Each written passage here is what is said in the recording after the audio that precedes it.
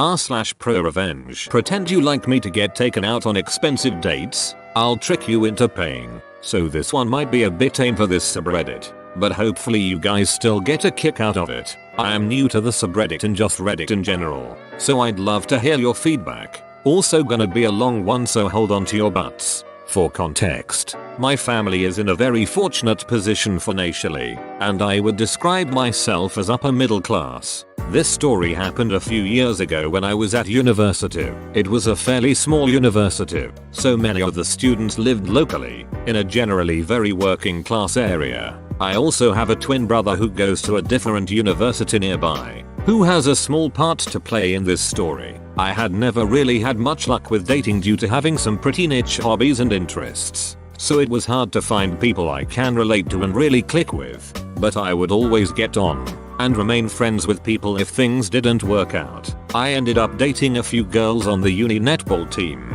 They all seemed nice, but again, it was clear we were not a great match, because I stayed on good terms with everyone. I ended up spending a lot of time around the people I had previously dated, but just as friends. Consequently, most people on the netball team were familiar with me. Enter the greedy girl, Gigi. She was a bit of an outlier in the team and didn't speak much, so nobody knew much about her. One day, she comes up to me and asks me out on a date. This was a nice surprise as I was normally the one asking, so I said yes, as I had no reason to dislike her at this point. After I say yes, we chat for a bit and she keeps trying to shoehorn into conversation the fact that she, like many others around here, doesn't have a lot of money. I didn't really think about it too much at the time, but in hindsight it was obvious. To keep the story short, I won't explain the dates. We went on 3 before I realized how greedy she was. All you guys need to know is that I paid for everything on every date, but I didn't mind doing this. We normally went out on weekends. One day I went to the library to get some work done. The desks have tall partitions between them for independent work, but whispering was still allowed in this area. Over the partition in front of me I hear Gigi's voice whispering to a friend. I begin to stand up to say hi, but stop myself to listen to their conversation just before my head emerged over the top. She was talking about me, calling me things like a posh dunt, but saying she was going to let me take her on a few more dates because I took her to fancy bars and bought her expensive drinks. I thought about it and realized that she had always gone for the most expensive drinks on our dates so far, so I decided it was time for some revenge. I left the library without being seen. A few days later I actually saw her driving a brand new BMW Z4. So she was clearly pretty damn rich herself. The best and fanciest bar in this town was owned by my best friend and her family. It was a small bar, but very high end, with some of the drinks being over £15 for a very small drink. Therefore, not many of the students went in, but if you were invited there on a date, it was a special one. I spoke to my friend, whose family owned the bar, and got her in on my plan for revenge, ensuring she would have my back if things went wrong. I was pretty paranoid about getting caught, because I planned on tricking Gigi into paying for everything that night, up to a total of the cost of all the previous dates combined, in excess of £250. To cover my tracks, I asked my twin brother if he wanted to go out with my friends to the pub, telling him my plan and that I would give him some money if he went out dressed like me and with his hair styled the same. I also told him to take plenty of pictures with my friends so I had an alibi. The night of the date came around. The bar was busy but we managed to get a table. I immediately lied to her, saying I had forgotten my card, but if she paid I could transfer her the money later. She agreed. I had done this for real on the second date, and paid her back as soon as I got home. So she knew I was reliable. I told her to stay sat down and save the table, while I went and ordered drinks and the biggest and fanciest tapas plate on the menu from the bar.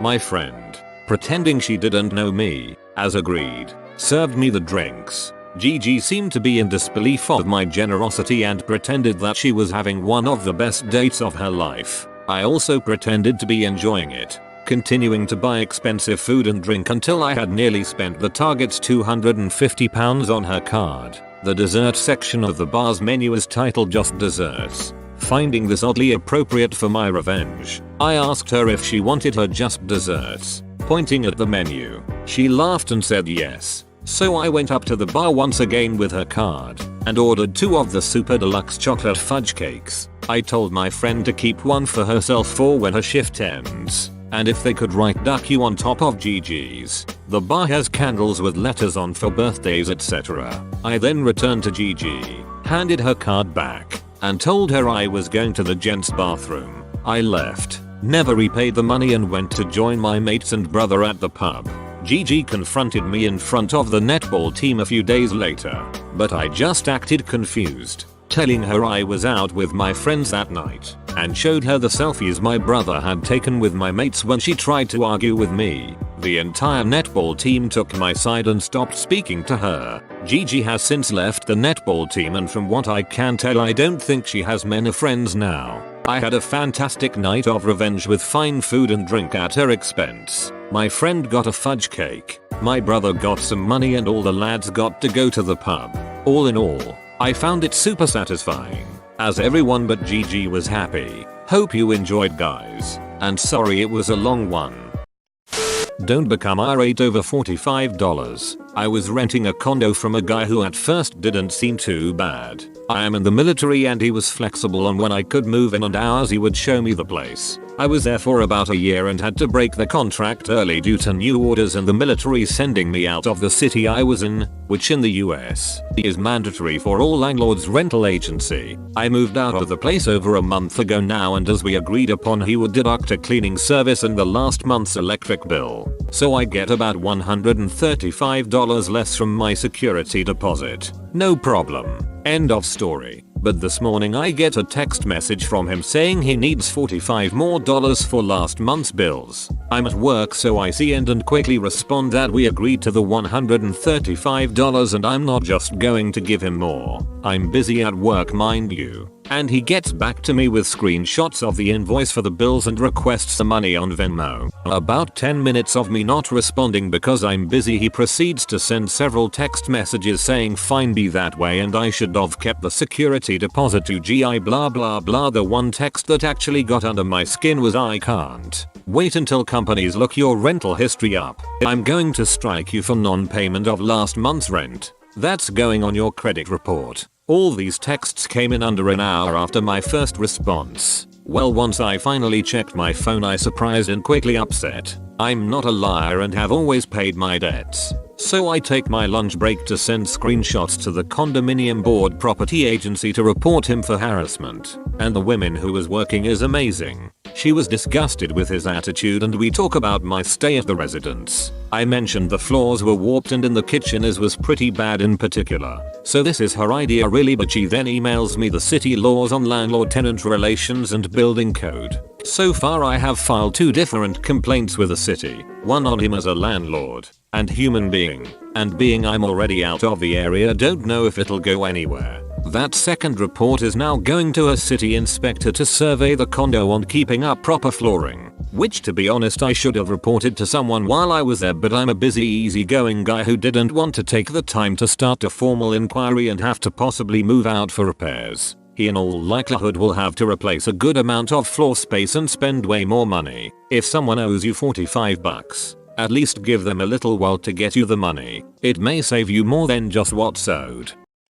Don't duck with Sergeant Jesse. This is a story about my father's deceased friend, Jesse. Jesse died before Reddit, but he told me this story and I thought I'd share it. Sergeant Jesse was a black man, about 5'2" but with a really wiry build. Total dynamo of a guy. Sergeant Jesse came back from Vietnam in E7 and was placed in command of a group of white soldiers who were led by a bunch of E6 good ole boys who couldn't handle having a black man give them orders. Jesse didn't care. He just did his job. One day, Sergeant Jesse bought his wife a new Cadillac with white wall tires, and he drove it on base his first day to get his DOD window sticker. The car was parked in their company's parking lot where all the NCOs parked, and much to his surprise when he returned, all 4 tires were slashed. The E6s were all curious and asked, "What are you gonna do?" It could have been anybody. "Are we going to question the whole company about your wife's tires?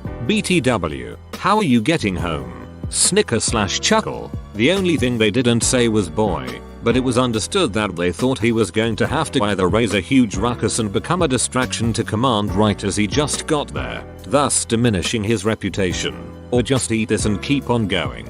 Jesse didn't play that shit. He just said, "I'm not going to look for who did this. He is going to come to me as first sergeant." Sergeant Jesse could authorize field training exercises and PT at his discretion. He called the company to order and told them they were going on field training exercises immediately. They were ordered to grab only their GI issued gear and to be prepared to overnight for several days. Then he walked them out into the woods for about 10 miles and told them to set up their tents. After they constructed the more permanent tent with the wooden floor and the portable stove for him, he posted a guard at his door, lit a fire in the stove and went to sleep.